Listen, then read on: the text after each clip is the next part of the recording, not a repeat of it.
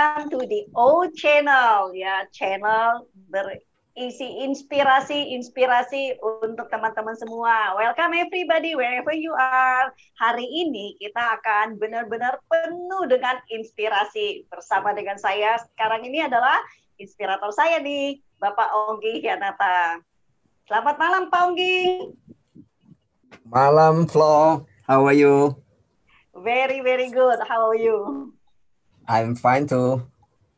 Pak, hari ini luar biasa. Hari ini tamu kita tuh very special, very inspiring. Ngomong-ngomong, kenapa hari ini kita mengundang Mary Riana? Oke, Miss Mary ini seorang tokoh muda ya, tokoh muda sangat inspiratif buat saya pribadi. Dan saya sempat 2 kali sebagai tamu di acara beliau, salah satunya Miss Mary Riana Show, dan satu lagi I'm Possible. Dan orangnya sangat fleksibel, dan kalau saya perhatikan isi di pesan-pesan di setiap dia bicara itu simple dan easy to understand dan bisa diaplikasikan.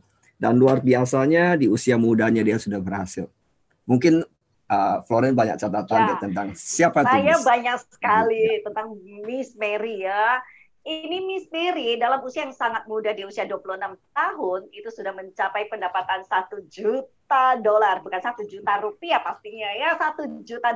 Ini angka yang amazing sekali. Dan melalui seminar, buku, radio, TV show-nya, Miss Mary Riana itu telah menciptakan dampak yang luar biasa itu kepada kehidupan jutaan orang di Indonesia. Amazing kan? Oke, dan juga kisah hidupnya itu sudah diangkat ke layar lebar dan menarik. Ini menjadi film biografi paling laris di tahun 2015. Ayo, siapa yang sudah nonton? Saya sudah nonton, ya. Dan melalui banyak cabang Miss Mary Riana, Mary Riana Learning Center itu benar-benar membawa banyak pembelajaran ya, terutama pengembangan diri untuk ribuan anak dan remaja. Nanti kita bisa dengar ya, kenapa beliau sangat fokus di anak dan remaja, oke? Dan yang menarik lagi bahwa selain itu Miss Mary juga memberikan inspirasi dan motivasi melalui sosial media Miss Mary ya, dari YouTube, dari Facebook, dari Instagram, juga Twitter, kepada banyak jutaan subscriber dan followernya. Dan seperti Pak Presiden katakan bahwa kita Indonesia saat ini tuh butuh sekali inspirasi dari generasi muda seperti Miss Mary Riana. Tentunya sudah sangat penasaran kan? Tapi sebelumnya kita saksikan dulu videonya.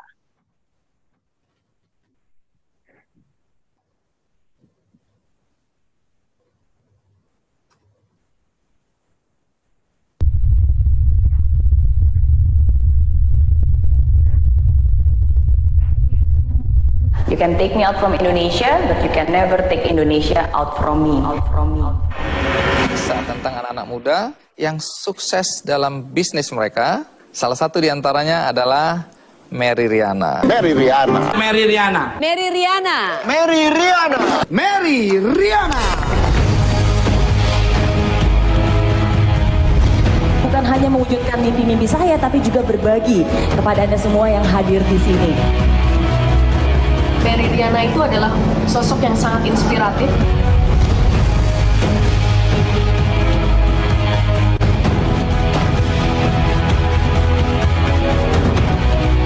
Cerdas dan tidak pelit untuk berbagi ilmu. Apa yang dia ucapkan telah dibuktikan sendiri. Menurut saya Mary very smart. Dan mengenal Mbak Mary lebih dalam ketika kita membuat film Mary Riana, luar biasa banget. Saya sebagai seorang perempuan belajar banyak dari Mbak Mary.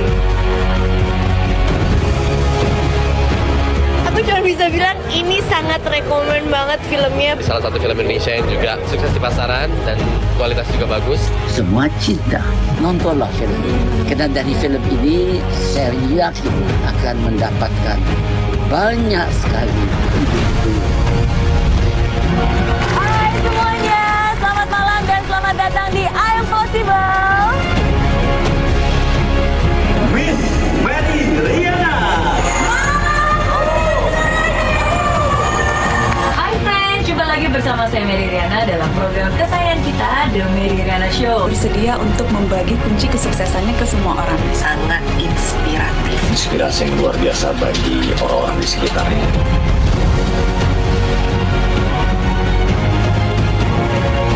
Komitmen, bekerja keras, solusi. She's such an inspiration to a lot of people.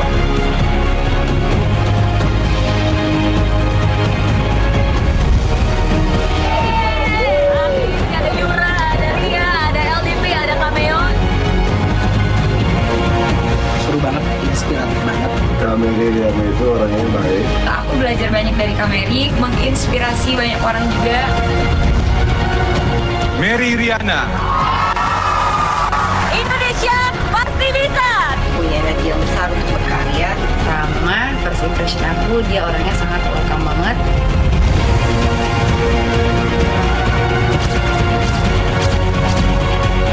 Memiliki talenta yang sangat beragam. Senyum. Saya percaya saya bisa. Mencapai impian saya bisa. Mengambil tindakan saya bisa. Bangkit dari kegagalan saya bisa. Saya bisa dengan doa. Saya bisa dengan usaha. Saya harus bisa untuk keluarga, bangsa dan negara. Mbak Mary Riana hadir mampu untuk mengubah masa depan bangsa kita.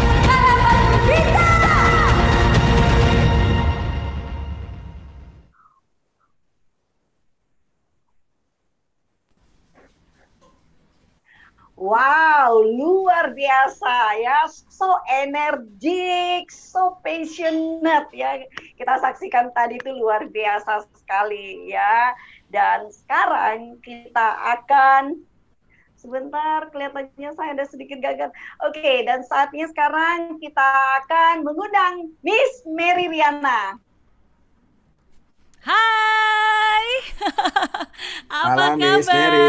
Apa kabar Pak Onggi? Apa kabar Baik, Bu Flo? baik. Hai, apa kabar juga baik. nih semuanya yang sedang menonton secara live di YouTube, di YouTube channelnya Pak Onggi ya.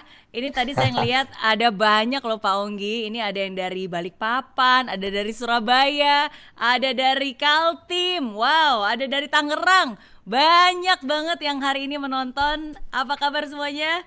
Seneng banget ya hari ini bisa Soalnya bertemu. tokonya inspiratif sekali, Miss Mary. Karena tokonya menarik, jadi banyak sekali datangnya. Baru melihat terima wajahnya kasih. saja, auranya sudah menerpa semua orang ini. Ya, kita sudah so antusias nih. So, Bener, Miss sama-sama. Mary, Thank you Kita sudah mulai, mengundang ya. saya hari ini. Thank you juga Pak Onggi udah ngajak saya untuk hari ini kita bisa ngobrol-ngobrol di channel YouTube account-nya Pak Onggi ya. ya. Saya sendiri pribadi sangat happy Miss Mary bersedia untuk masuk ke channel kita, memberikan inspirasi khususnya kepada generasi muda ya. Saya rasa saat ini sangat dibutuhkan karena Miss Mary muncul selalu senyum, apalagi kalau sudah berbicara selalu semangat. Itu yang saya suka lihat seorang Miss Mary. Sangat energik ya. Energinya menular kemana-mana.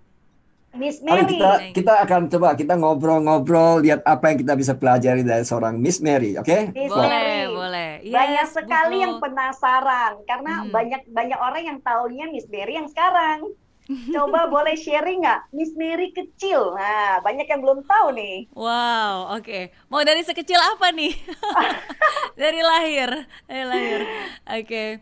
Jadi saya anak paling besar dari 3 bersaudara. Perempuan satu-satunya, jadi paling cantik di keluarga setelah mama. Ya, jadi terlahir bukan dari keluarga yang kaya raya, tapi terlahir dari keluarga yang menurut saya sangat bahagia. Jadi ketika pertama kali saya lahir, itu saya ingat banget, mama tuh selalu cerita. Jadi waktu pas lagi saya lahir itu mama papa tuh seneng banget, bahagia banget bisa lahir saya, karena memang sebelumnya sebenarnya mama tuh dulu pernah keguguran. Jadi waktu itu pernah divonis sama dokter dan bilang katanya nggak akan pernah bisa punya anak lagi. Jadi begitu saya bisa lahir dan sehat, wah jadi seluruh keluarga tuh seneng banget. Makanya saya dinamakan Riana ya. Ria itu kan artinya gembira ria. Dan udah gitu nama baptis saya juga Mary gitu, yang dalam tulisan bahasa Inggris Mary itu kan juga happy, jadi kayak double happiness ya. Dan berharap bahwa saya bukan hanya bisa membawa kebahagiaan kepada keluarga pada saat itu ya, tapi juga kepada orang-orang sekitar saya, dan mungkin nama itu kan sebagai doa juga ya. Jadi mungkin dari kecil juga makanya mungkin saya jadi mudah tersenyum ya, mudah ceria, karena memang udah dari namanya udah diselipkan doa di situ. Gitu. Nah, tapi ya masa-masa kecil saya, ya tadi saya bilang saya bukan berasal dari keluarga yang super kaya raya banget, enggak ya, tapi keluarga yang berkecukupan lah, maksudnya kita tidak berkekurangan. Nah, tapi saya ingat banget masa-masa yang mengubah hidup saya, yaitu masa-masa tahun 98 krisis. Jadi kalau sekarang saat ini kita berada di tengah-tengah krisis, dan saya kira bukan krisis pertama kita ya, pasti udah pernah ada krisis-krisis sebelumnya. Dan kalau seorang Mary Riana pun terlahir dan terbentuk dari sebuah krisis, dari krisis tahun 98. Jadi waktu itu karena krisis Krismon dan juga karena kerusuhan 98, ya akhirnya orang tua khawatir akan masa depan pendidikan saya. Ya akhirnya ya udah dengan berat hati mereka memutuskan untuk saya kuliah di luar negeri pada saat itu, melanjutkan kuliah saya di Singapura. Nah, jadi karena bukan berasal dari keluarga yang kaya raya, ya udah akhirnya ya kita harus ngutang sana sini. Ya orang tua selalu mengusahakan yang terbaik lah ya untuk bisa memberikan pendidikan terbaik untuk anak-anaknya. Dan singkat cerita, ya gitulah, mungkin kalau orang Mary Riana taunya si wanita $1 juta, tapi mungkin banyak yang nggak tahu bahwa ya di balik semua itu ada pengorbanan, ada perjuangan, ada air mata. Kalau banyak orang berpikir, wah enak banget ya kuliah di Singapura, tempat yang megah dan indah, keren. Tapi nggak ada satu orang pun yang pernah nyangka bahwa ternyata di tempat yang seindah dan semegah itu, ya ada seorang mahasiswa dari Indonesia yang harus berjuang bertahan hidup hanya dengan $10 setiap minggunya. Ya, jadi berawal dari berdia harganya $2. Dan waktu itu saya hitung, wow, $2 pada zaman itu, apalagi Krismon kan dolar juga lagi naik ya, itu mahal banget. Dan saya berpikir, wah gimana saya bisa bertahan hidup gitu dengan uang yang ada. Dan akhirnya karena nggak ngerti financial planning, jadi pada saat itu cara saya ngirit sih simple aja Pak Onggi. Jadi pokoknya setiap hari Minggu begitu pulang ke gereja, saya akan mampir ke ATM terdekat. Terus di ATM itu ya saya ambil mata uang terkecil yang bisa diambil ATM, itu uang $10. Jadi ambil $10, ya udah, jadi dengan $10 itu pokoknya saya taruh di dompet, dan uang ini harus bertahan sampai nanti seminggu kemudian hari Minggu saya ke gereja lagi, baru saya bisa ngambil narik uang lagi $10 gitu. Nah akhirnya ya udah, ngirit-ngiritnya gimana ya, kadang-kadang saya nggak makan, kadang-kadang saya keliling kampus cari makanan gratisan. di kampus banyak makanan gratisan ternyata Pak Onggi. Karena kan kalau di acara kampus biasanya suka ada acara tuh ya, biasanya kan kalau habis kumpul-kumpul acara suka ada makanan ala kadarnya. Ya udah akhirnya saya datengin dapat acaranya, tapi dapat juga makanan gratisnya. Malu-maluin ya. Tapi namanya juga anak kuliah zaman dulu. Terus ya itu makan mie instan, dan yang paling saya selalu ingat adalah ya bawa bekal ke kuliah, dan bekalnya pun sederhana. Saya taruh di kotak makan plastik dan isinya sepotong roti tawar. Ya jadi bayangkan mahasiswa bawa bekal ke kuliah, sempat minder banget. Dan makanya pada saat itu saya masih ingat banget, ketika teman-teman yang lain pada ke kantin gitu biasa ngajakin saya selalu ngeles, dan saya bilang ntar deh, nanti dulu, masih kenyang gitu. Padahal saya nyari ke suatu tempat yang paling sepi di seluruh kampus, yang nggak bakal pernah dilihat orang. Ya dan disitulah akhirnya saya buka tas saya, keluarkan kotak makannya dan makan roti tawarnya gitu. Dan kalau Pak Onggi, Ibu Flo bisa nebak tempat mana ya yang paling sepi di seluruh kampus yang nggak bakal pernah dilihat orang? Coba di toilet. Ya. Ingat di kampus, waktu di kampus di mana, Florence? Oh gitu, di toilet Pak Onggi. Jadi ya udah, itu sih masa-masa zaman dulu ya. Mungkin sekarang saya bisa cerita sambil menertawakan hal tersebut, tapi ya ketika pada saat itu dijalanin sih nggak segampang itu ya, sangat sulit gitu. Dan pastinya ada banyak pertanyaan di hidup saya pada saat itu, pertanyaan-pertanyaan yang saya nggak punya jawabannya. Kadang saya bertanya, kenapa ini harus terjadi, kenapa harus seperti ini gitu. Ya tapi disitulah setelah bertahun-tahun akhirnya saya melihat bahwa itu adalah sebuah proses yang harus saya jalani supaya saya bisa menjadi seperti saya sekarang ini. Wow, amazing. Ya ini saya rasa ini adalah cerita yang banyak orang tidak tahu ini ya. Jadi tidak semua mahasiswa yang kuliah ke Singapura itu pasti hidup dengan nyaman. Ini Mary Riana, seorang Mary Riana yang kita kenal hari ini ternyata juga makan roti tawar di toilet. So ini jadi so inspiring ya. Oke, so Miss Mary, apa magical moment yang membuat Miss Mary mulai satu proses perjuangan yang sampai hari ini mencapai sukses yang luar biasa? Oke.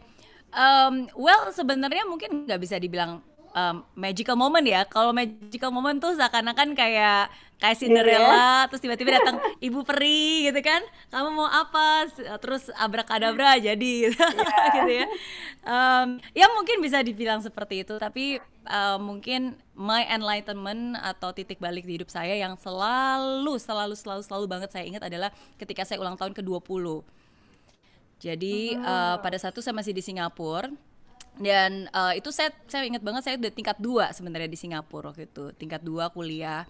Dan terus terang 1-2 tahun pertama di hidup saya itu amat sangat susah gitu, hidup dengan keterbatasan, jauh dari orang tua, dan saya juga nggak mau cerita ke orang tua karena saya nggak mau menambah beban mereka. Tahu sendiri waktu itu kan juga tahun 98-99 kondisi di Indonesia juga masih belum membaik gitu kan, jadi mereka juga punya banyak kekhawatiran, jadi saya nggak mau menambah beban pikiran mereka gitu. Nah tapi saya masih ingat banget di saat saya ulang tahun ke-20 itulah saya seperti tersadarkan gitu bahwa mau sampai kapan sih kamu hidup susah seperti ini? Hidup itu kan cuma sekali, dan kalaupun ada orang yang bisa mengubah hidup kamu, orang itu adalah diri kamu sendiri.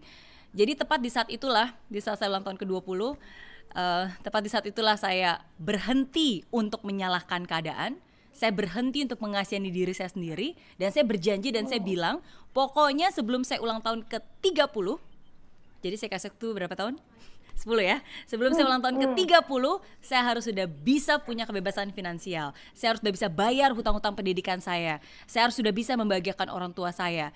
Dan kalaupun suatu saat nanti saya harus kembali ke Indonesia, saya harus kembali ke Indonesia sebagai orang yang sukses. Dan itulah mimpi $1 juta saya pada saat itu. You can say that it's a magical moment, tapi bagi saya itu is a realization moment di mana saya sadar bahwa kalau saya benar-benar serius gitu ingin mengubah hidup saya, ya bertahan aja nggak cukup, saya harus berjuang, saya harus percaya gitu bahwa keadaan ini bisa berubah. Saya harus percaya bahwa masa depan saya itu jauh lebih indah daripada keadaan saya sekarang, dan orang yang paling tepat yang bisa mengubah hidup saya diri saya sendiri gitu. Jadi ya berawal dari mimpi itu, di mana saya percaya kalau kayak tadi mungkin Ibu Bu Flo bilang tentang magical moment, mungkin at that night I really believe that my life is magical. Mungkin karena malam itu mungkin saya percaya ini Miss Mary. Mungkin ini bisa jadi di momen itu kan momen ulang tahunnya. Iya. Apakah kamu ada misalkan ada istilahnya me time merenung gitu ya? Apakah di tengah renungan itu atau ada satu buku yang kamu baca atau ada film yang kamu nonton sehingga membuat kamu membuat satu keputusan? Kalau saya lihat di sini kan you make a decision di sini. Betul, ya kan? Betul. Nah itu sometimes orang make decision kan ada satu momen tertentu dia. Tadi saya tahu ceritamu adalah tentang ulang tahun. Apakah di momen me time-mu sendiri di situ merenung atau apa? Iya. Pertama saya nggak nonton TV karena di asrama nggak ada TV, nggak ada internet TV gitu. Jadi nonton film juga enggak ya? Nonton film juga nggak ada duit buat ke bioskop, bayang. Buat makan aja susah apalagi ke bioskop gitu. Jadi bukan film yang saya tonton, oke? Tapi kalau misalnya ada buku itu ada buku yang menginspirasi saya, itu bukunya Anthony Robbins. Bukan pas saya baca ketika saya ulang tahun ya, tapi kan mungkin ulang tahun saya yang ke-20 itu merupakan titik momentumnya di mana saya merasa bahwa okay, that's it gitu. This is the time ya di mana saya harus mengubah hidup saya dan saya harus berpikir besar untuk hidup saya. Tapi kalau misalnya tadi Pak Onggi menyebutkan tentang buku, ya ada satu buku yang selalu menginspirasi saya, itu bukunya Anthony Robbins, Awaken the Giant Within.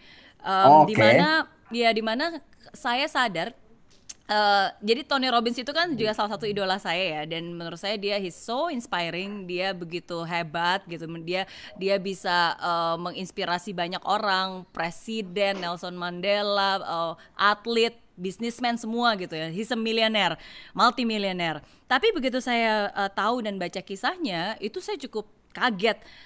Karena dulu kan dia awalnya seorang janitor, Pak Onggi. Jadi dia seorang pembersih WC gitu. Pembersih toilet. Pembersih tempat Mary sembunyi makan. Roti. Betul. That's exactly. Makanya jangan-jangan ketemu rohnya Anthony Robin di situ ya. Di situ. Nah, tapi di situ benang merahnya Pak Onggi, karena saya merasa bahwa wow, orang ini aja dari seorang pembersih toilet gitu ya bisa jadi orang sukses, dia bakal bisa jadi penasehat orang-orang besar di dunia gitu. Hidupnya bisa berubah 180 derajat gitu. Dan dulunya seorang pembersih toilet. Dan ketika saya melihat diri saya sendiri, saya sadar bahwa what's there to complain gitu. Saya bukan pembersih toilet, setidaknya saya masih kuliah, saya ada anak kuliahan yang makan roti di toilet gitu. Setidaknya saya masih bisa kuliah, setidaknya saya masih punya kesempatan besar gitu. Setidaknya saya nggak harus sampai kerja seperti itu kan. Jadi kalau misalnya seorang pembersih toilet aja hidupnya bisa berubah, wow, luar biasa, menjadi multimilioner dan orang hebat seperti itu, ya berarti saya pun juga bisa membuat hidup saya berguna. I can change my life, I can make my life magical. Jadi ya itu mungkin salah satu dari banyak hal yang akhirnya menginfluence saya. Dan ketika saya ulang tahun ke-20, disitulah saya benar-benar membulatkan tekad bahwa that's it. Saya nggak mau lagi mengasihani diri saya sendiri. Saya nggak mau lagi menganggap bahwa saya adalah seorang victim, korban dari krisis lah, dan bertanya-tanya kenapa harus seperti ini, kenapa hidup tidak adil. Karena nggak ada gunanya kita bertanya seperti itu kan. Tapi kita harus kualitas hidup kita itu kan tergantung dari kualitas pertanyaan yang kita tanyakan kepada diri kita sendiri. Kalau kita bertanya kenapa ini terjadi, kenapa saya harus seperti ini, ya tentu saja nanti yang datang adalah alasan-alasan kenapa kamu seperti itu. Tapi kalau kamu bertanya how can you change this, bagaimana kamu bisa mengubah hidup kamu, apa yang harus kamu lakukan, apa yang bisa kamu lakukan sekarang, then you'll get the answer gitu. Jadi ya berawal dari ulang tahun ke-20 tahun yang lalu. Jadi ada kemiripan antara seorang Anthony Robin dengan Mary Riana, yaitu toilet. Inspirasi selalu ada di toilet. So Miss Mary Riana is Indonesia's Anthony Robin. Amin. Ya. Oke, so Miss Mary, ya. Dalam perjalanan ini kan kita berbicara berarti decision dibuat sampai dengan hari ini 20 tahun nih. So today you are so amazing, so inspiring ya. Thank you. Jadi dalam proses ini tantangan apa sih yang terberat buat Miss Mary? Tantangan, wow. Banyak pastinya, tapi kalau mungkin saya bisa menjawab yang terberat ya. Yang terberat itu selalu kan di awal ketika kita belum sukses. Jadi menurut saya tantangan terberat saya adalah ketika saya belum pernah mencicipi yang namanya kesuksesan. Ketika saya sudah bekerja keras, berusaha mati-matian, memberikan segalanya gitu, tapi belum sukses juga. Menurut saya itu tantangan terberatnya, apalagi ketika banyak orang meragukan, apalagi ketika waktu itu juga orang tua saya juga meragukan keputusan saya ketika saya memutuskan untuk terjun ke dunia entrepreneur gitu. Jadi menurut saya tantangan terbesar adalah ketika belum ada bukti yang bisa kita berikan kepada orang-orang sekitar kita gitu. Tapi keyakinanlah yang terus membuat saya maju. Jadi tantangan terbesar waktu itu adalah ya singkat cerita ya. Jadi ketika tahun keempat waktu itu akhirnya saya memutuskan untuk memulai usaha saya sendiri. Karena background saya sebenarnya bukan background bisnis, saya bukan background marketing, sales, bukan. Saya lulus sebagai sarjana teknik elektro. Seorang insinyur bisa menjadi seorang inspirator dan sekarang luar biasa. Dulu mainan saya kabel-kabel kayak gini nih, kabel-kabel semua teknik elektro kan. Nah tapi jadi ketika waktu itu saya memutuskan untuk saya pengen mulai bisnis, saya pengen usaha, itu nggak mudah, banyak jatuh bangunnya. Saya pernah ditipu, uang saya dibawa kabur juga pernah, uang saya ludes juga pernah. Pokoknya itu kejadian di Singapura ya Miss Mary. Di Singapura. Jadi tertipunya di Singapura. Ditipunya di Singapura. Negara yang begitu disiplin juga ada penipu di situ ya. Jadi di mana-mana memang ada penipu. Betul tuh di Singapura tuh dan perusahaan Singapura juga. Maksudnya at least mereka beroperasi di Singapura lah. Saya masih ingat kantornya di Peninsula Plaza. Oke, terus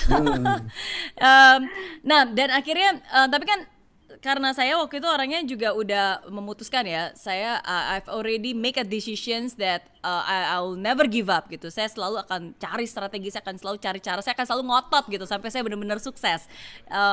Nah tapi kan nggak semua orang yakin kan, apalagi kayak orang tua gitu kan takutnya ini bisa nggak sih apalagi waktu itu ketika saya memutuskan untuk terjun ke dunia sales, memulai usaha saya sendiri, itu kayak papa mama nggak setuju, ya terutama mama ya.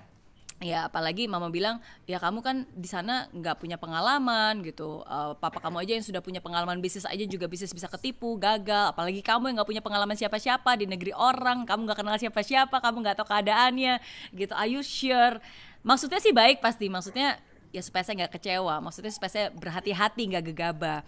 Nah tapi bagi saya itu tantangan terbesar sih, ketika ya dimana saya harus membuktikan bukan hanya ke diri saya sendiri tapi juga ke orang-orang yang saya cintai bahwa this is my life dan saya pasti sukses dan saya akan pasti berusaha keras gitu untuk mewujudkan kesuksesan itu. Jadi Miss Mary boleh tahu pada saat kamu ketipu itu ya, kondisi finansialmu sudah membaik atau masih buruk? Pada saat itu sudah lebih mending karena itu kan udah tahun keempat ya.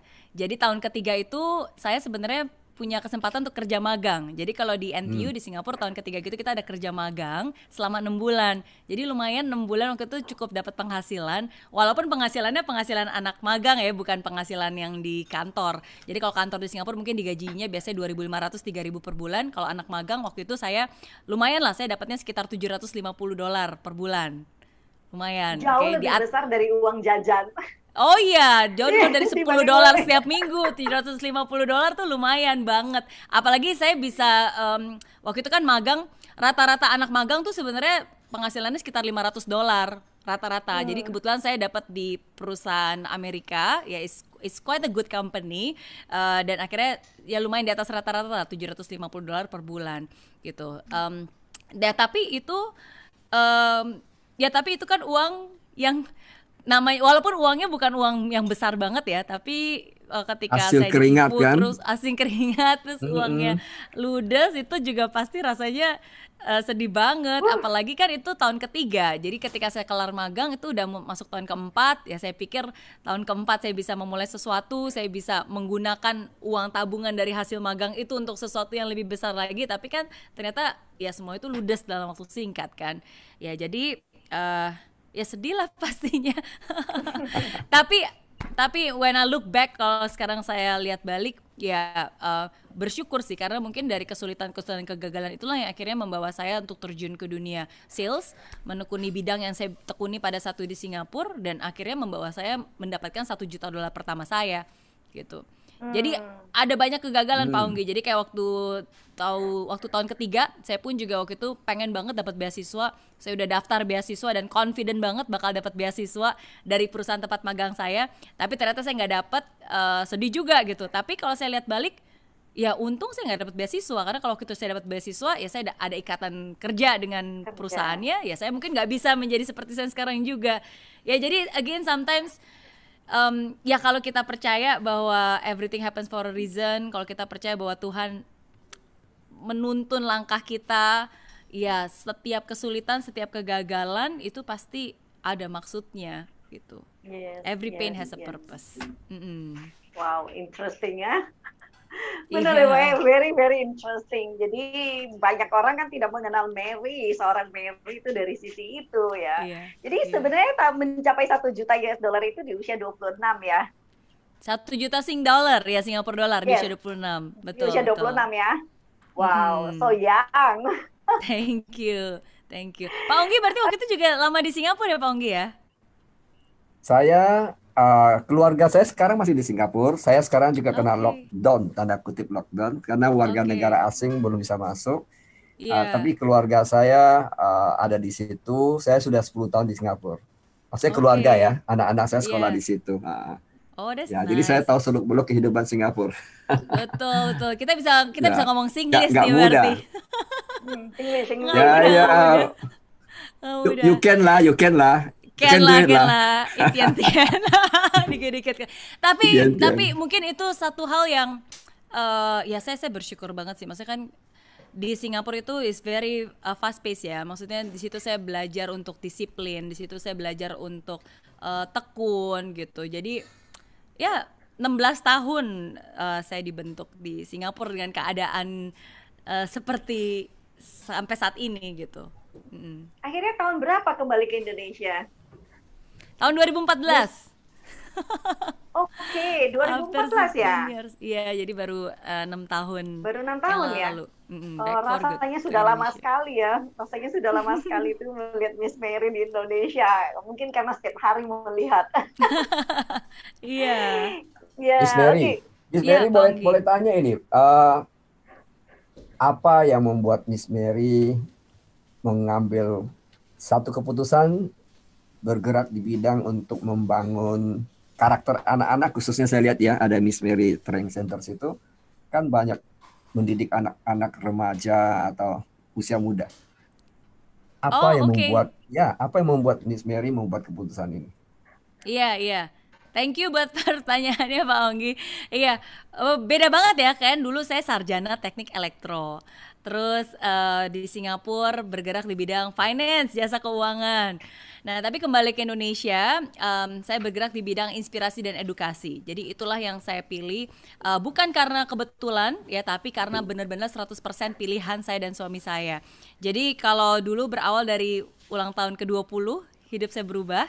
Jadi ketika saya ulang tahun ke-30, 10 tahun yang lalu, ya pada saat itulah saya punya mimpi baru. Jadi mimpi saya ingin bukan hanya bisa menciptakan berjuta-juta dolar, tapi saya ingin bisa menciptakan dampak positif dalam kehidupan jutaan orang, khususnya di Indonesia.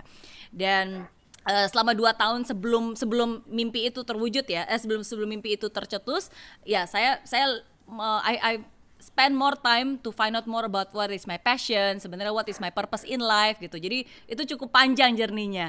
Ya, jadi kesimpulannya umur 30, okay, this is what I want, to create a positive impact to the life of millions of people, especially in Indonesia.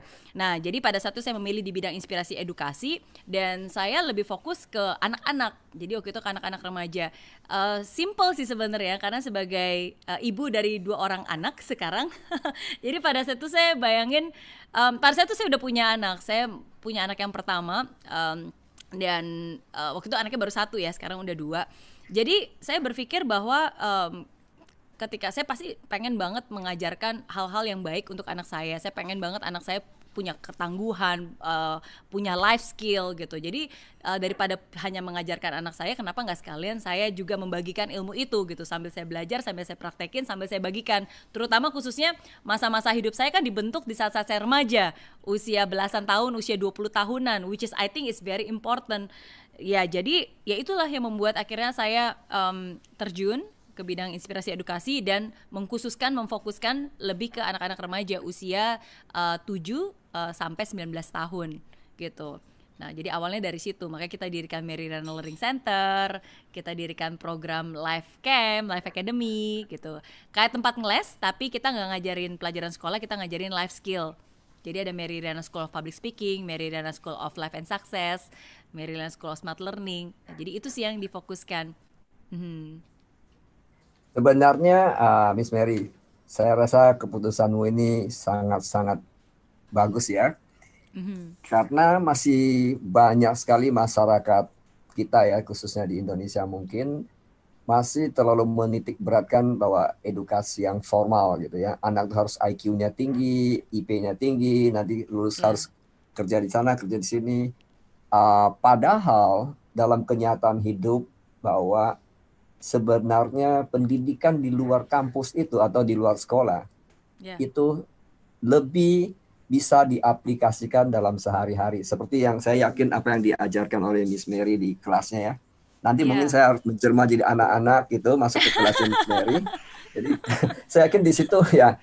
Saya yakin di situ akan banyak. Justru udah expertnya ini. Saya mau belajar banyak dari Pak Onggi.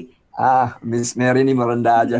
Saya kan di situ banyak pelajaran. Benar-benar ini mungkin masyarakat Indonesia mesti mulai terbuka gitu bahwa anak-anak mereka seharusnya masuk ke sekolah-sekolah seperti ini. Tentu kita formal juga harus jalankan. Tapi menurut saya yang justru informal ini adalah bisa dipraktekkan dalam sehari-hari. Yeah, betul kan, Miss yeah. Mary? Betul. Jadi bagaimana apa programmu? Boleh tahu nggak sedikit programmu untuk apa istilahnya, mengedukasi anak-anak ini di luar kampus atau di luar sekolah? Kalau yang sekarang sih yang terbaru, sekarang saya lagi bikin program judulnya I Can, itu terdiri dari 6 modul. Dan program ini tercipta akibat pandemik sebenarnya. Jadi kalau sebelumnya program-program saya offline, jadi ini saya bikin Mary Riana Digital Learning. Jadi di situ saya sendiri yang membuat kurikulumnya dan juga mengajar. Jadi ngajarin tentang law of attraction, bagaimana apa yang anak itu pikirkan, apa yang dia lihat, apa yang dia dengar, apa yang diucapkan setiap hari, itu kan it matters a lot gitu. Jadi kalau misalnya anak nggak ngerti dan nggak tahu bagaimana cara memfilter apa yang dipikirkan, apa yang dia tonton, apa yang dia baca, wow, that's very dangerous. Tapi kalau anak bisa mengerti akan hal itu, bisa memiliki rasa gratitude gitu kan, kita bikin gratitude jar, kita bikin challenge gitu, 30 hari kamu bikin gratitude jar setiap hari, yuk kita isi sama-sama gratitude jarnya. Jadi dari kebiasaan itulah nanti akhirnya akan membentuk. Di dalam modulnya juga saya mengajarkan tentang how to find your passion, bagaimana kita bisa mengetahui apa bakat kita, apa talenta kita, apa passion kita gitu. How to make it happen, 7 steps to make your dream into reality, how to make a blueprint. Karena kadang-kadang anak-anak punya cita-cita aja udah bagus banget ya, karena ada banyak anak zaman sekarang nggak punya cita-cita, nggak tahu mau jadi apa. Tapi bukan hanya punya cita-cita, tapi how to make a roadmap untuk mencapai itu kan, blueprintnya seperti apa, step by stepnya seperti apa gitu. Jadi hal-hal seperti itu sih yang saya ajarkan. Dan salah satunya juga program Give Up or Get Up gitu kan. Bagaimana anak-anak itu bisa tangguh, how to have persistence, how to have perseverance. Ya, jadi ini program-program yang saya sendiri pun lakukan dalam hidup saya, dan menurut saya itu sesuatu hal yang berguna dan membentuk diri saya sampai saat ini. Saya yakin ini juga pembelajaran yang juga sangat berguna untuk orang-orang dewasa. Bener nggak, Pak Onggi kan? We have to really value our life, our mind, apa yang kita pikirkan, apa yang kita lakukan setiap hari gitu. Nah, tapi itu saya kemas untuk anak-anak remaja dengan bahasa dan juga tools kit dan games-games yang menarik, karena tetap aja kan anak-anak remaja nggak mau terlalu berat, tapi tetap educational, tetap bermanfaat. Jadi itu sih konsepnya, dan itu yang saya kerjakan selama masa pandemik ini. Dari krisis luar biasa, muncul sebuah hal yang positif kan akhirnya. Karena kan di masa pandemik ini buat kita yang punya anak-anak kecil itu cita-citanya cuma satu ya, Miss Mary ya, semuanya berbicara saya mau menjadi YouTuber. Oh iya, betul. Karena kebanyakan nonton YouTube. Dan teremes dengan view, jadi semuanya mau menjadi YouTuber. Seperti tidak ada cita-cita lain. So this is very very good program sih ya Pak ya. Betul. Ya, kalau saya tadi kan makanya saya bilang seandainya saya di usia muda gitu ya. Kalau saya kan dilahirkan kembali gitu, saya kan masuk ke kelasnya Miss Mary. Benar, kenapa gitu? Serius, I mean it gitu. Kalau misalnya zaman saya waktu kecil kan tidak ada pendidikan, bukan tidak ada lah, ada mungkin tapi nggak banyak, dan mungkin ada juga banyak di luar negeri gitu ya. Saya bisa bayangkan kalau anak kecil gitu ya, dari kecil sudah mulai dididik tentang mindset, tentang pelajaran the law of attraction seperti itu. Mereka mengerti setiap kata punya kuasa dan hati-hati berbicara dan sebagainya. Itu dari kecil kalau dibina, dibentuk. Itu bayangkan nggak kalau dia di usia remaja, mereka akan terjadi Miss Mary yang berikutnya di seluruh Indonesia. Benar, serius. This is dan siapapun yang dengarkan lainnya juga. Siapapun yang dengarkan ini gitu ya, kalau punya anak seusia gitu, kalau sedapat mungkin kirim aja ke situ anak-anaknya. Saya yakin itu bagus, karena berdasarkan kalau saya suka adalah orang yang bukan ngajar saja, tapi based on dia punya pengalaman. Jadi bukan hanya motivasi orang, you can do it at the same time dia nggak do apa-apa gitu kan. Jadi istilahnya hanya bisa motivasi orang tapi nggak do something. Tapi kalau Miss Mary kan sudah terbukti, jadi mengajar berdasarkan experience. Ini kan learning something from somebody yang punya experience itu yang benar, menurut saya. Ini versi saya ya, Miss Mary. Ya. Iya. Thank you so much Pak Onggi. Ya. Welcome. Pak Onggi itu orangnya sangat rendah hati ya. Padahal Pak Onggi sendiri kisah hidupnya juga difilmkan loh. Maksudnya ya a true person, a true champion. Maksudnya again I truly believe sama seperti Pak Onggi. Maksudnya kadang-kadang kita di industri ini ketika kita memberikan inspirasi, memberikan edukasi gitu, menurut saya yang paling penting adalah ya ketika kita benar-benar mempraktekkan apa yang kita ucapkan dan benar-benar menggunakan dari pengalaman pribadi kita sendiri gitu. Jadi pengalaman hidup kita, apa yang terjadi, apa yang kita pelajari membentuk kita, ya semoga itulah yang kita bisa bagikan dan semoga itu juga bisa bermanfaat bagi banyak orang. Karena sehingga susah-susahnya kita itu jadi manfaat buat orang ya. Karena gitu Miss Mary, kalau saya lihat ya, kalau cerita Miss Mary kan based on true story kan dari hati ya. Kalau saya percaya dengan namanya belajar dari hati, mengajar juga dari hati gitu. Karena itu tidak bisa bohong, hati cannot lie gitu. Kalau logika kita bisa main manipulasi gitu ya. Tapi kalau hati nggak manipulasi, based on you experience, itu energinya akan terasa. Makanya kadang-kadang saya dengar seseorang pembicara gitu ya, entah di YouTube atau dimanapun, atau bahkan baca buku, kita bisa merasakan buku itu ada energinya gitu ya. Apakah ini penulisnya hanya dengan logika saja atau dia tulis dengan hati? Demikian juga pada saat seorang pembicara juga begitu kan, kita bisa merasakan dia bicara dengan logika dia atau bicara dari hati. Nah, menurut saya kombinasi dua ini yang menyebabkan bermanfaat buat banyak orang. Betul nggak, Florence? Betul. Florence juga salah banget. satu pakarnya tuh. Betul banget. Jadi memang kalau kita melihat yang luar biasanya itu kan karena mengajarkan lewat experience, jadi benar-benar dituangkan dalam bentuk program pun ya pasti program itu akan menjadi sangat amazing. Nah, sekarang Miss Mary, kita sedikit supaya nggak terlalu serius ya. Boleh, apa? Apa sih kelebihan dan kekurangan seorang Miss Mary? Supaya gitu teman-teman ya? juga tahu nih. Karena gini, ya?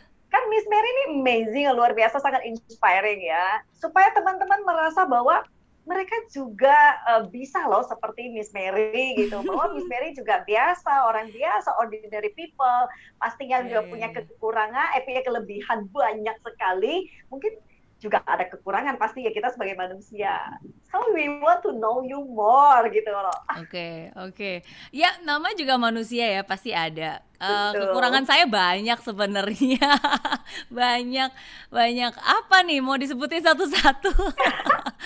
Ya, saya orangnya itu salah satunya saya orangnya itu perfeksionis. Jadi kalau saya melakukan sesuatu khususnya yang benar-benar saya suka banget gitu ya, saya pasti bakalan spend lots of time gitu untuk improve lagi dan gak akan pernah bisa sempurna, dan akhirnya tuh menghabiskan waktu banyak banget, dan itu ya kadang-kadang most of my time gitu jadi habisnya di situ, padahal sebenarnya ini udah oke. Kalau udah oke kan ya kita bisa move on ke project yang berikutnya atau enggak bisa lanjut ke editan yang berikutnya gitu. Jadi sometimes kadang-kadang I spend a lot of time ya untuk bisa memperfect. Jadi kayak contohnya nih misalnya kayak video YouTube gitu kan, jadi beberapa video YouTube khususnya kayak spoken word dan segala macam itu kan semuanya masih menggo through saya sendiri. Jadi saya buat sendiri, saya pilih back sound audionya tuh saya pilih sendiri, kata-katanya saya tulis sendiri, dan hasil editan terakhirnya pun juga masih saya sendiri gitu di reviewnya.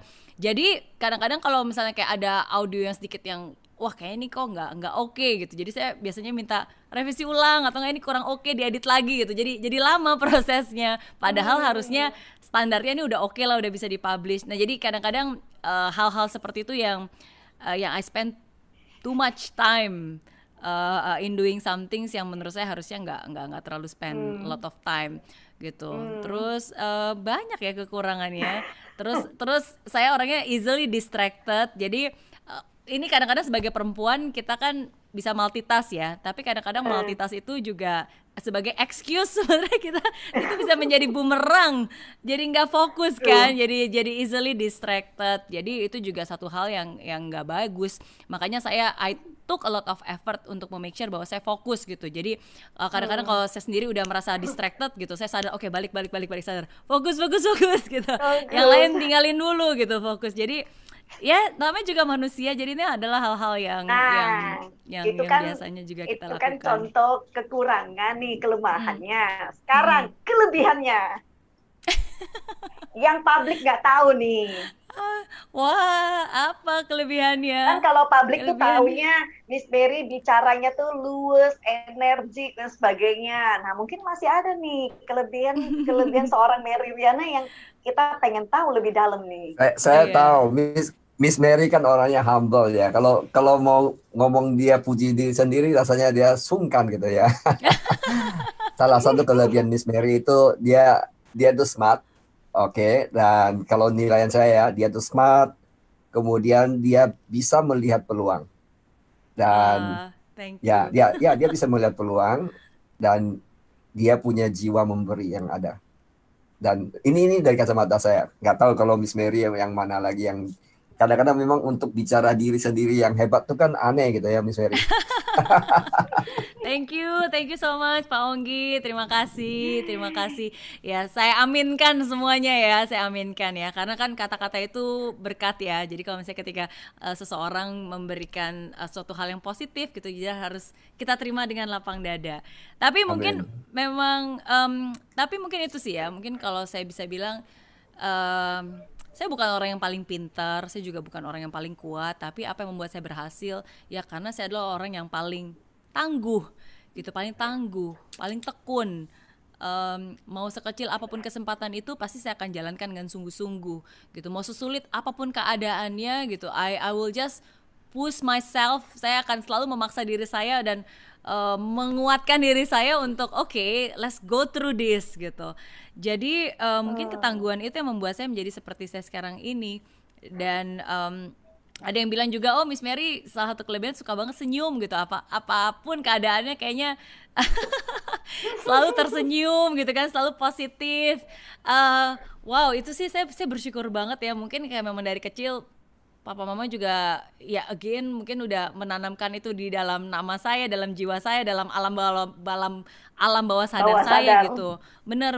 Jadi ya mungkin saya adalah orang yang ya selalu bisa melihat hal yang baik ya. Jadi apapun keadaannya, kadang-kadang saya tersenyum itu bukan berarti semuanya baik-baik saja ya, tapi ya kadang ya saya tersenyum ya karena saya tahu gitu bahwa semua akan baik-baik saja. Saya tahu bahwa saya nggak sendiri gitu menghadapi semua ini, bahwa ya semua akan baik-baik saja. Jadi kalau sekarang belum baik, ya suatu saat nanti akan baik gitu. Saya percaya Miss Mary, saya percaya dengan grup kamu yang sebesar ini, di grup Miss Mary Riana kan saya pernah ke kantormu juga, itu karyawanmu gitu banyak. Di tengah krisis ini tentu satu tantangan besar, tapi bosnya tetap senyum, tetap memberikan harapan pada orang lain. Saya tahu di dalamnya mungkin ada perjuangan yang cukup cukup sedikit ada challenge juga. Tapi sekarang gantian saya yang tanya yang santai-santai saja. Boleh. Hari ini temanya mau menggali sisi Riana yang orang-orang nggak tahu nih. Ya, jadi kan suasana krisis ini kan kita jangan tegang supaya penonton juga ikut terhibur. Miss, boleh tahu Miss Mary, begitu. Ada nggak kejadian yang sangat konyol gitu ya dalam setiap hidup? Saya rasa iya ada. Tapi saya mau tahu dari Miss Mary punya yang konyol gitu ya. Kadang-kadang kita ingat sendiri pun malu gitu ya. Apalagi cerita ke orang lain. Nah, tapi itu juga menggambarkan ya kita ini manusia juga normal gitu. Ya kan? Karena kalau enggak orang hanya lihat suksesnya orang tuh wow, untouchable, wow, sepertinya sempurna, ya kan? Betul nggak? Tapi sebenarnya kan pasti ada yang konyol. Boleh nggak sharing di sini biar tahu bahwa Miss Mary juga manusia normal gitu. Normal. Konyol ya, waduh. Tadi kan salah satu toilet itu. Kalau toilet itu kan salah satu konyol juga gitu ya. Selain toilet apa lagi? Itu mah bukan konyol, Pak Onggi, itu sedih, menyedihkan. Sedih. Oke, sekarang versinya konyol. Konyol ya. Oke, mungkin yang selalu saya bikin ketawa ya, apa ya? Mungkin kadang-kadang suka ini salah ucap salah ucap. Jadi waktu itu saya ingat banget. Ini kejadian waktu itu saya masih SMP kalau nggak salah. Jadi di tetangga tuh ada yang meninggal. Jadi anaknya meninggal gitu kan di tetangga. Terus abis itu saya sama mama jadi ngelayat ke rumahnya. Terus biasa kita kan mengucapkan turut berduka cita gitu. Tapi yang keluar dari ucapan saya tuh bukannya turut berduka cita tapi selamat berduka cita gitu. Jadi itu aduh, dan saya tuh nggak sadar sampai mama kayak mesti bilang itu salah loh, salah apa? Oh iya ya, harusnya bukan selamat. Kadang kan biasa kalau kita salaman otomatis kan selamat gitu ya, selamat gitu. Jadi kayak selamat berduka cita. Subconsciously ya itu ya. Iya, subconsciously tuh jadi nggak enak banget gitu. Apalagi kadang-kadang tuh saya kan kayak tadi ya, mungkin kelebihan bisa jadi kekurangan ya. Saya tuh suka banget senyum kan. Jadi kadang-kadang kalau ada di tempat yang lagi sedih-sedih gitu, bukan berarti saya senyum itu kayak nyunyumin gitu, tapi ya kadang-kadang memang wajah saya memang senyum gitu. Jadi kayak nggak lagi sedih gitu, tapi kan kadang-kadang kita bukannya berarti kita nggak sedih ya jadi kadang-kadang hal-hal seperti itu sih yang salah ucap, yang jadi nggak enak banget gitu. Jadinya harusnya turut berduka cita jadi selamat berduka cita gitu. Jadi ya aduh malu ya tapi mungkin hal-hal simple kayak salah ucap gitu sih. Nah mungkin menarik ya. Jadi kalau kita perhatikan itu kan, jadi ya seorang Mary Riana ya orang biasa gitu, orang biasa yang dengan ketangguhannya ya sampai hari ini mencapai sukses yang luar biasa. So berarti kan kita semua orang juga bisa seperti itu. Nah, Miss Mary sekarang balik lagi sedikit lebih serius lah ya. Oke. Boleh. Saya minum kopi dulu. Apa visi dan misi Miss Mary? Ini kan visi dan misi. Angkanya nih angka 40 ini angka yang konon katanya angka yang selalu sesuatu banget gitu kan. Betul. Kayak mau pilkada ya, visi dan misi gitu ya ditanya ya. Iya. Oke. Tapi tadi kan saya sempat cerita ya bahwa di saat sebenarnya di saat tahun 2008 itu I really find the true meaning of life. Jadi Pak Onggi, kayak saya selalu percaya bahwa di hidup itu again ya, we live with purpose. Maksudnya kalau Pak Onggi selalu bukunya Value Your Life, bahwa setiap hidup kita tuh pasti berarti, punya tujuan gitu. Sebelum ini tuh sebelum itu saya nggak pernah tahu yang namanya passion, saya nggak pernah tahu yang namanya purpose. Yang saya tahu pada saat itu ketika saya masih muda adalah pokoknya saya pengen sukses, pokoknya saya pengen bayar hutang. Gimana caranya supaya saya bisa bayar hutang gitu? Apa yang saya bisa kerjakan untuk saya bisa mengumpulkan uang banyak untuk bayar hutang? Dan akhirnya berhasil ya kan? Nah tapi ketika waktu itu saya berhasil di usia 26 tahun dapat $1 juta, terus banyak orang bertanya gimana rasanya, ya I feel very grateful. Cuma kalau saya sadari di saat-saat saya sudah berhasil itu dan saya ingat-ingat lagi, kok kayaknya lebih semangatan dulu ya ketika belum sukses. Ketika saya bangun pagi tuh kayaknya lebih semangatan dulu ketika belum sukses dibandingkan sekarang ketika yang sudah sukses. Ini ngomongin tentang tahun 2008 ya waktu itu. Yeah. Dan akhirnya saya sadar bahwa again di hidup itu perlu ada tujuan, perlu ada target. Mungkin di hidup saya karena saya sudah berhasil, udah mencapai mimpi saya, udah bisa bayar utang, akhirnya hidup itu tanpa tujuan. Jadi ya biasa-biasa aja gitu. Dan akhirnya disitulah I really want to find out more tentang what is purpose in life. Saya sadar bahwa di hidup ini is not just about achievement, but it's also about fulfillment. Bukan hanya tentang pencapaian, dihormati, dapat award gitu kan, jadi orang hebat, ketemu menteri, dapat penghargaan dan seterusnya, tapi it's about meaning. Apa yang meaningful? Apa yang membuat hidup kamu berarti? Nah jadi dan di situ akhirnya saya mulai soul searching, saya baca buku tentang purpose driven life, saya cari tahu tentang ternyata ada namanya passion. Kalau gitu apa passion saya, apa kelebihan saya dan seterusnya. Nah jadi singkat cerita di tahun 2008 itu saya ikut program Tony Robbins, Date with Destiny. Dan disitulah for the first time then I really write down my purpose in life. My mission statement, my purpose in life statement dari tahun 2008 dan sampai hari ini berarti itu udah 12 tahun, it never change gitu because it really resonate in me dan itu nggak berubah sama sekali. So the purpose of my life is to be significant as God living miracle, enjoying every moment of my and pieces of my miraculous life, and live my miraculous life with my loved one, and testify my blessed life story to the world as a gift of love of myself and others, gitu. And that's my purpose in life. Saya ulangi lagi ya. The purpose of my life is to be significant as God's living miracle, enjoying every moment and pieces of my miraculous life with my loved one, and to testify my blessed life story to the world as a gift of love for myself and others. Jadi itulah mission statement yang saya tulis, bahwa tujuan dari hidup saya adalah saya harus menjadi orang yang hebat, orang yang besar. Bukan karena ingin menunjukkan kebesaran saya, bukan, tapi saya ingin menjadi orang besar supaya orang bisa melihat kebesaran Tuhan gitu lewat hidup saya. Karena I really believe that my life is really truly a miracle.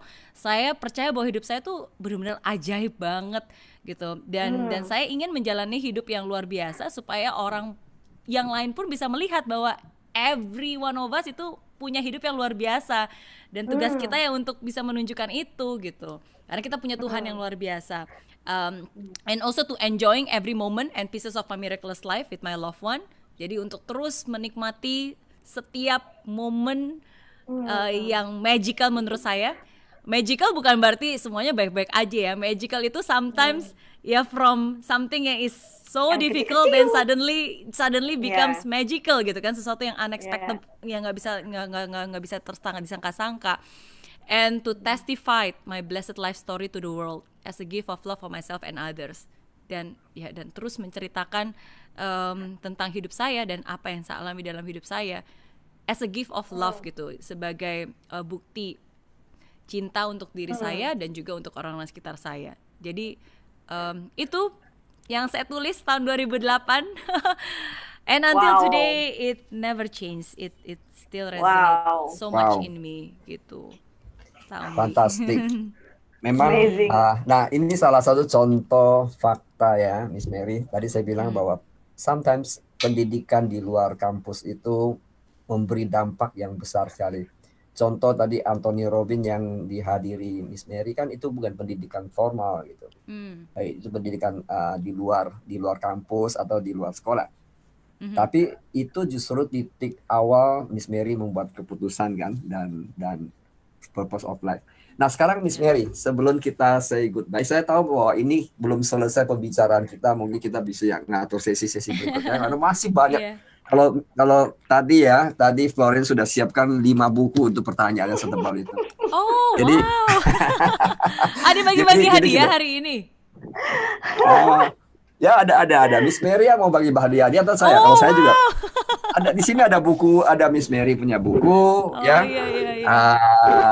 Mimpi 1 juta, apa namanya? $1 juta. $1 juta. Ada juga dari saya. Oke gitu deh. Saya siap kasih 3 buku. Yang mau tanya, mungkin silakan. Mau tanya Miss Mary 3 pertanyaan. Atau Miss Mary juga mau kasih. Kalau enggak masing-masing dapat 2 buku gitu ya. Miss Mary. Yes. Untuk pertanyaan, ya silakan. Kalau ada yang mau tanya. Wow. Coba lihat di situ. Oke, sebelumnya saya sambil melihat YouTube ya, karena saya mesti melihat dulu nih, karena dari tadi nih seru dengan, soalnya saya begitu ter-amaze nih dengan vision and your mission ya. So, jadi saya ingin melihat ada pertanyaan apa saja.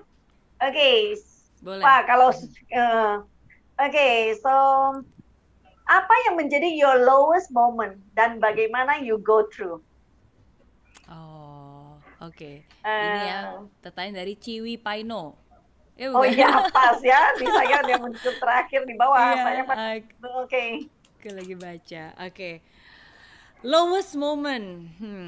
Oke. Mungkin salah satu lowest momennya adalah ya ketika waktu itu saya ingat banget, saya begitu kan waktu itu saya jualan ya. Maksudnya ketika pertama kali saya terjun ke dunia sales kan basically sebenarnya I sell financial product. Saya menjual produk-produk keuangan. Jadi pada saat itu baik dari segi tabungan, deposito, asuransi, reksadana, kredit card, investasi dan lain sebagainya gitu. Dan jadi waktu itu saya masih ingat banget salah satu lowest point in my life adalah ya ketika pas lagi saya sudah berjuang terus ditolak-tolak, terus nggak berhasil. Jadi ya itu sometimes ya in life kadang-kadang kalau kita sudah ada unfortunate things happens di hari itu, biasanya tuh banyak banget gitu hal-hal yang terjadi gitu. Dan saya masih ingat banget hari itu udah appointmentnya batal, saya ditolak-tolakin terus, wah bener-bener kayak wah nggak tahan banget. Terus begitu pulang saya inget banget waktu itu mama nelpon. Jadi mama nelpon. Terus saya pikir, wow, Tuhan mau ngasih hadiah sama saya. Kenapa? Karena di saat saya lagi sedih banget gitu kan, ditolak. Tiba-tiba jarang banget nih mama telepon. Mungkin ini hadiah nih, Tuhan mau mama telepon supaya bisa nyemangatin saya. Ya, tapi justru yang terjadi malah sebaliknya. Jadi waktu itu ketika mama nelpon, pertanyaan pertama mama waktu itu mama bilang, Ria, kamu nawarin ini ya, jualan-jualan ke ini ya, misalnya ada satu orang gitu namanya, ini saya tulis di buku ya, jadi nanti abis ini bisa baca lagi buku, jadi di bukunya itu true story.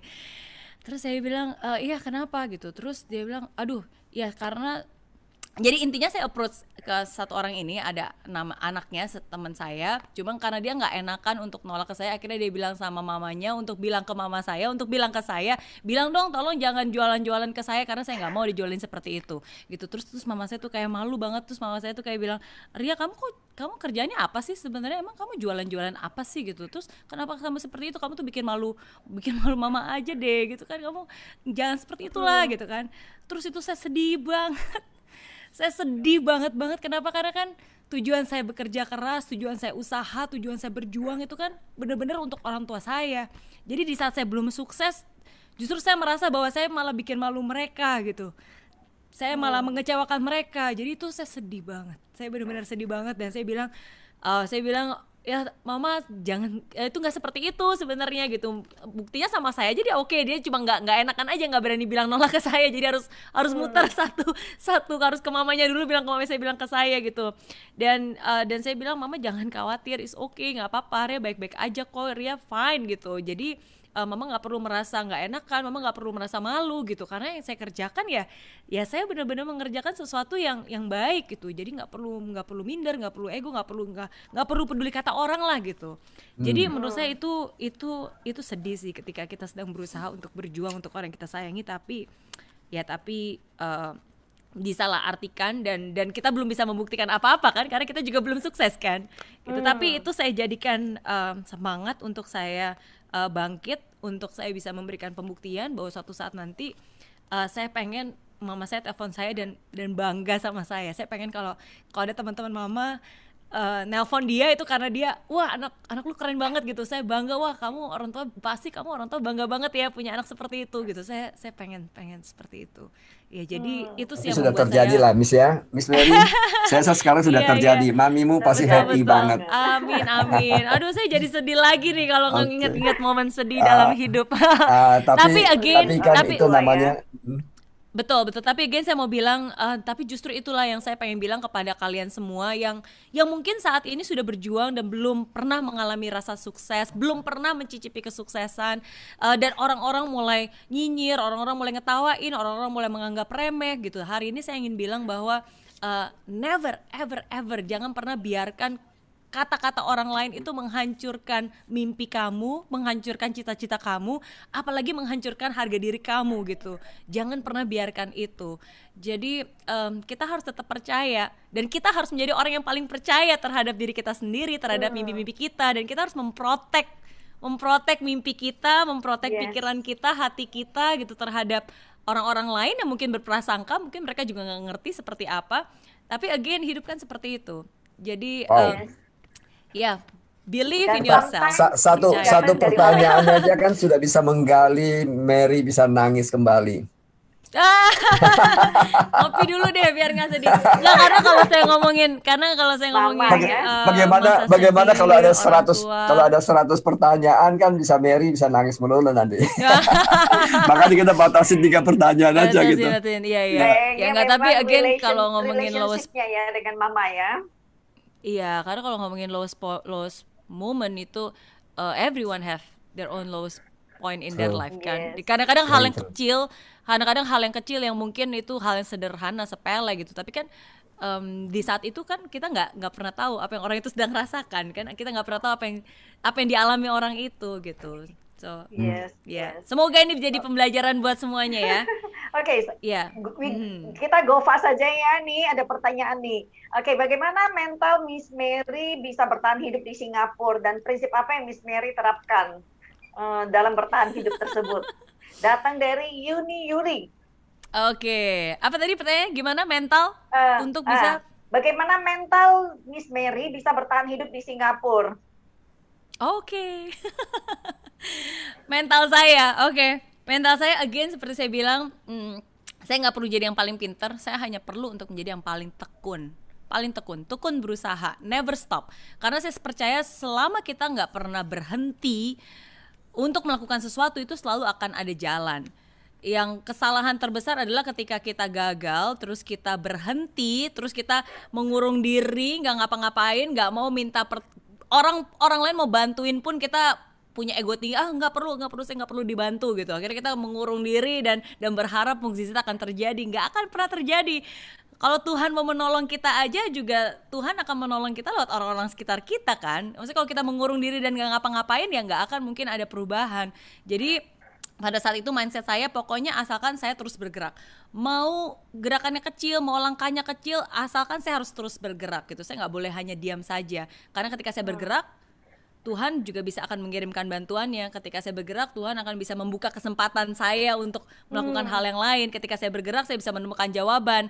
Ketika saya buka pintu, walaupun mungkin di hadapan saya sekarang cuma ada 2 pintu, A dan B, tapi mungkin begitu saya buka pintu B, ada pintu C dan D gitu. Tapi kan kalau saya nggak buka pintu B, nggak akan ada pintu-pintu yang berikutnya kan. Ya jadi prinsip saya simple sih. Ya, again, saya bukan orang yang paling pintar, tapi saya adalah orang yang terus mau belajar dan tekun gitu, untuk berusaha. Karena Pak Ogi tadi menyediakan 3, jadi saya go very fast untuk last question ya. Dari Francisca Utomo, kalau lagi down, apa yang Miss Mary lakukan? Tergantung jenis daunnya. Saya punya banyak amunisi. Iya. Jadi kalau yang daun yang sederhana sih sebenarnya kayak dengerin lagu yang positif, nonton film-film positif, atau mungkin kayak ngeliat lagi foto-foto album gitu. Itu bisa membuat saya semangat lagi. Saya punya dream book. Jadi sometimes kadang-kadang ketika kita mungkin kalau saya pengen lagi terinspirasi, ya saya buka dream book saya buka gratitude book saya. Ini ada nih. Nah, saya buka. Jadi saya punya gratitude book. Iya, jadi di sini ya sometimes kita ini ada tulisan-tulisan dari anak saya, tulisan coretan-coretan kecil-kecil yang dulu saya simpenin semua. Iya, jadi again ya kita tulis aja, baca apa yang ditulis, how grateful we are last time gitu, bersyukur hal-hal yang kita syukuri. Jadi sebenarnya dengan membaca hal-hal seperti ini aja, apa yang kita tulis, mimpi-mimpi kita, itu pun juga seringkali membuat saya bisa semangat dan bangkit lagi sih sometimes. Ya, jadi ada banyak cara ya, tapi kalau semua cara yang tidak berhasil, ya cara yang paling ampuh yang selalu membuat saya bangkit lagi ya berdoa, curhat sama yang di atas. Mencari jawaban, curhat. Fantastic. Miss Mary, sebelum kita say goodbye dengan pemirsa, mungkin nasihat atau pandangan Miss Mary untuk ini memalukan nih. Tadi salah satu selamat tadi kan ngomong. Ini salah satu ya? Konyol. Ya, kadang-kadang kan keselip gitu kan ngomong. Aduh, saya juga sering. Itu menandakan kita masih manusia gitu. Betul. Miss Mary, kan sekarang lagi kondisi krisis ini kan tidak semua orang siap menghadapi ya. Ada pesan nggak dari Miss Mary tentang kondisi saat ini? Oke. Mungkin satu pesan yang saya selalu bilang bahwa your future depends on your effort. Oke? Ya. Hati-hati karena kalau mendengar kata effort, banyak dari Anda mungkin punya pemikiran yang berbeda-beda. Tapi your effort is whether is it fear or faith. Jadi your future, jadi masa depan Anda, masa depan kita semua itu sangat-sangat bergantung dari pilihan Anda, ya whether is it your fear or your faith. Anda mau hidup dalam ketakutan, takut gimana nih pandemik ini gitu kan, kalau saya sakit gimana, nanti kalau bisnisnya berantakan gimana, kalau saya nggak punya uang gimana, kalau saya di PHK gimana gitu. Hidup selalu dengan ketakutan, takut ini takut itu ya, karena kalau kita mau terus khawatir akan selalu ada hal yang bisa dikhawatirkan gitu. Tapi apakah hari ini Anda memilih untuk live in faith, ya, hidup dengan iman, hidup dengan iman gitu. Dan kalau kita hidup dengan iman, kita percaya sekarang mungkin belum baik gitu, tapi kita akan baik-baik saja. Kalau kita hidup dengan iman, kita percaya bahwa kita selalu akan ada jawaban, selalu akan ada cara. Kalau kita hidup dengan iman, kita akan tetap bergerak ya. Kalau sekarang nggak punya pekerjaan, kita akan mengetok pintu untuk mencari pekerjaan, karena kita percaya pasti akan ada orang yang akan memberikan kita bantuannya dengan caranya masing-masing gitu. Tuhan akan mengirimkan bantuannya gitu. Ya, jadi again, your future it really depends on your effort. Whether is it fear or faith, then you decide. Wow. Ya, semoga ada pilihan yang kedua. Your future, fear or faith. Ya, wow. Miss Mary, ya karena waktu juga ya, kita juga udah diingatkan mengenai waktu. Thank you so much untuk hari ini. We learn a lot. Kamu menginspirasi luar biasa malam hari ini. Thank you so much. Dan Pak Onggi, saya ke Pak Onggi sebentar. Pak Onggi, selama 20 tahun terakhir ini, Pak Onggi kan banyak di pengembangan kepribadian, pengembangan karakter dan mindset ya. Oke, boleh nggak sedikit summary dari sharingnya Miss Mary? Wow, kalau summary ya dari seorang Miss Mary, saya catat banyak poin-poin dari Miss Mary punya wisdom dan pengalaman hidup ya. Saya rasa gitu, mungkin saya hanya menggariskan beberapa poin-poin utama saja, tapi saya rasa pemirsa juga sudah mendapatkan essence dari sharing seorang Miss Mary. Kalau saya lihat Miss Mary ini, dia begitu, pada saat ada tantangan datang gitu, ya normal, pada awalnya dia juga mungkin kalau kita dengar dia cerita waktu Singapura bagaimana perjuangan dia, sampai dia mengambil keputusan, akhirnya dia berhenti untuk komplain gitu ya. Artinya kalau sini kita bisa belajar bahwa ternyata di awalnya mungkin dia juga nggak terima kenyataan kenapa begitu. Saya rasa ini manusiawi, hampir saya juga pernah mengalami hidup yang susah, mungkin susahnya ya kurang lebih sama gitu ya, bisa lebih parah gitu. Artinya sama, kami mengambil keputusan. Pada saat mengambil keputusan, kita sudah nggak ada lagi untuk mempermasalahkan kesulitan yang kita hadapi. Yang mau adalah mencapai saja. That's why decision. Kalau saya lihat di sini, keputusan. Jadi ada pelajaran tentang bagaimana seseorang membuat keputusan menentukan masa depan beliau. Jadi pada saat dia putuskan di umur 20 tahun, kita belajar tadi ya, dia putuskan, udah saya nggak mau pikir yang tentang susah, saya mau pokoknya maju deh. Dan pada saat dia putuskan di situ, kemudian ada satu sifat dari seorang Miss Mary, kalau kita dengar di sini dia bilang, I never give up. Saya tidak pernah menyerah. Kalaupun saya gagal di sini, saya akan coba dengan yang lain, terus. Dan akhirnya kita tahu bahwa Miss Mary hari ini pencapaiannya ya di usia yang 25 tahun dia sudah 1 juta Singapura dolar. Saya rasa usia saya 25 masih nggak jelas itu uangnya kemana, masih miskin banget gitu. Kemudian saya lihat lagi, dia cerita tadi bahwa dia menemukan passionnya. Jadi memang benar Miss Mary bahwa kadang-kadang kita hidup ini pada saat miskin, kita perlu ada uang gitu ya. Pada saat kita sudah punya uang, dapat uang, saya banyak dengar cerita teman-teman seperti ini. Setelah punya uang malah nggak punya passion of life lagi. Hidupnya rasa malas gitu. Nah, memang ini menggambarkan bahwa sebenarnya bukan uang.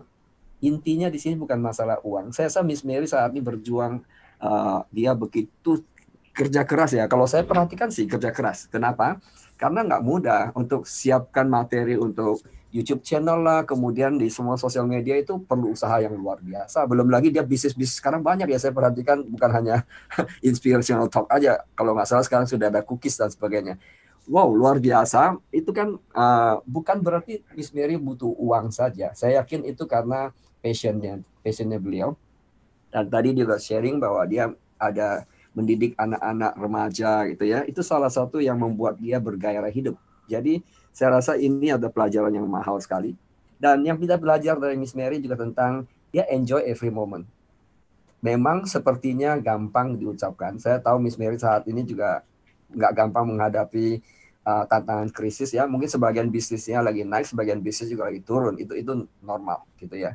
Tapi Miss Mary tetap menghadapinya dengan tadi dia kan juga barusan bilang pada saat tantangan datang kita tinggal pilih takut atau tetap beriman gitu. Nah kalau saya lihat dari Miss Mary kan salah satu yang saya pernah dengar, beliau juga sempat kirim ke saya waktu itu tentang faith ya, iman gitu. Rumah saya juga sama, saya bilang rumah saya juga home of faith gitu, karena ya memang itu penting sekali, iman harus tetap ada walaupun kondisi apapun. Saya yakin itu sangat-sangat menentukan. Banyak sekali sebenarnya kalau saya mau bahas ini, catatan saya ini banyak Miss Mary. Soretan nggak karu-karuan, tapi itu intinya banyak sekali. Intinya gitu, ingin tahu lebih banyak lagi dari seorang Miss Mary, ikuti dia punya YouTube channel maupun dia punya Instagram dan semua sosial media. Dan saya rasa pesan-pesan beliau itu simple dan bisa diaplikasikan. Yang penting adalah juga based on dia punya pengalaman pribadi. Itu dari saya, Florence. And Miss Mary, thank you. Benar-benar sangat berarti buat saya pribadi belajar. Saya yakin di channel ini juga tempatnya untuk teman-teman belajar ya. Jadi mereka bisa dapat banyak dari seorang Miss Mary. Harapan saya kita ada continue talking yang lebih serius ke depan gitu ya. Karena tadi kan Florence ada setumpuk pertanyaan nih. Dia belum tanya, jadi disimpan nanti akan tanya. Oke, thank you so much. Thank you. Saya yang thank you. Terima kasih. Satu hal lagi, saya perhatikan Miss Mary. Satu hal lagi, saya perhatikan Miss Mary adalah selalu melibatkan Tuhan dalam setiap tindakannya. Itu yang luar biasa. Ya. Keren. Thank you. Karena faith kan, faith. Forever, always, I trust Him. That's faith. Yes. Forever, always, I trust Him. Oke. Terima kasih teman-teman, terima kasih Pak Onggi, terima kasih Miss Mary terutama ya. Juga teman-teman di sini saya yakin hari ini mendapatkan banyak sekali inspirasi. So kalau mendapatkan inspirasi, let's share event hari ini kepada teman-teman semua yang belum sempat hadir di live kali ini ya. Dan juga jangan lupa subscribe dan juga bunyikan loncengnya ya, notification-nya, supaya karena channel ini berisi inspirasi-inspirasi sehingga tidak terlewatkan ya. Seperti malam hari ini kita akan isi setiap harinya dengan penuh inspirasi. Oke, thank you everybody. See you, bye-bye. Thank you, sukses terus. Thank you Pak Onggi. Thank you juga Miss Mary. Ya, Flo, thank you. Thank you Pak. Yo, bye-bye. Bye.